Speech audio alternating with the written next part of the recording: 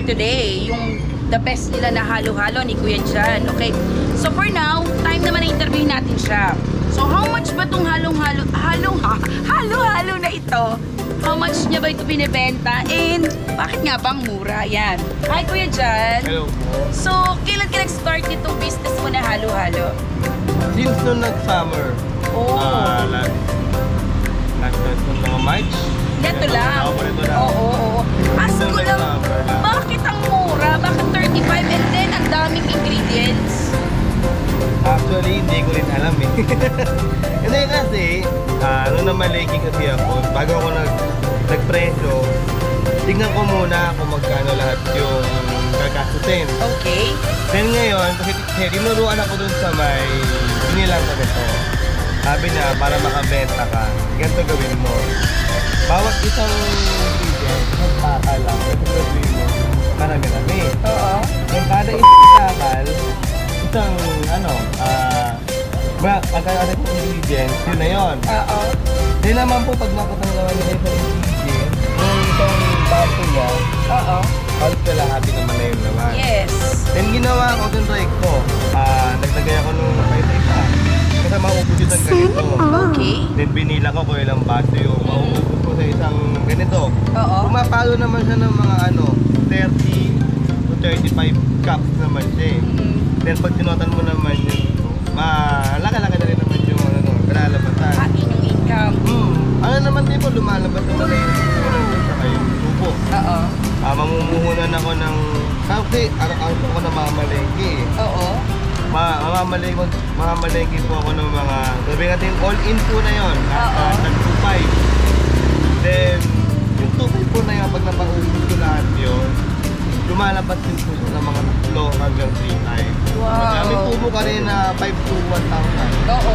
Gano'n rin yung tubo mo iipon. Bukod pa yung kinakain-kain ng mga kapatid ko, pag bumirienta nila. Talaga? Ay, wow. Kasi pagpaligpit na, ayan, kanya-kanya nilang kuha ng merienda, okay lang po yun. Kasama na yung sa may tubo. Kasama na. Gano'n ako ang buka. Hindi naman lugi. Hindi, sabi ko nga, hindi ko naman po kailangan ng nakikita. Halo-halong pangmasa. Sabi ko, yun nga po, pang masong presyo lang. Pero satisfied. Kasi po, nung ako naggaganito, through online ako bumibili. 45, 50 presyo. Kompleto. May one time na gano'n kompleto. 50. Binabilan ako ng 40. Wala yung gusto ko. Oo. Na ingredient. Wala. Kaya tinry ko po nung mismo nag-summer na po, tinry ko nga siya magtinda. Talagang pilit ko muna lahat ng presyo bago ko bibigay ng presyo. Wala po na lumalabas. Then everyday naman ubos. Wow. Kaya po araw-araw laging bago. Laging bago. Yan. Kasi nga kuya, ang mura niya. And isa pa, ang sarap. Yun nga rin po yung sabi ng ibang customer. Oo. Sabi nga niya, ba't ang mura? Hindi ko rin alam eh. Pero nakakatuwa, at least bumabalik-balik, di ba? Oo. At hindi ka lugi, tapos may income pa. At nakakatulong ka rin sa pampawi ng init. Ayan. Narinig nyo si Kuya Jan, ha? Hindi siya after sa malaking kita. At the same time, nakakatulong siya. Hindi katulad nung iba, taking advantage, lalo na ngayon pag summer. Dapat ang lagi nating isipin, bukod sa kumikita tayo, nakakatulong din tayo sa mga tao. Tama ba Kuya Jan? Yes, tama. Ayan.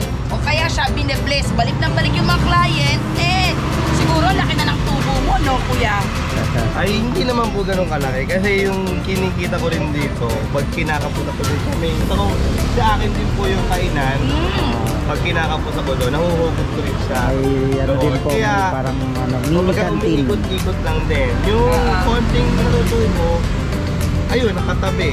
Pag na ng mga bayaran, yung mga bayaran ng mga bills, nahuhugot ko rin mo man.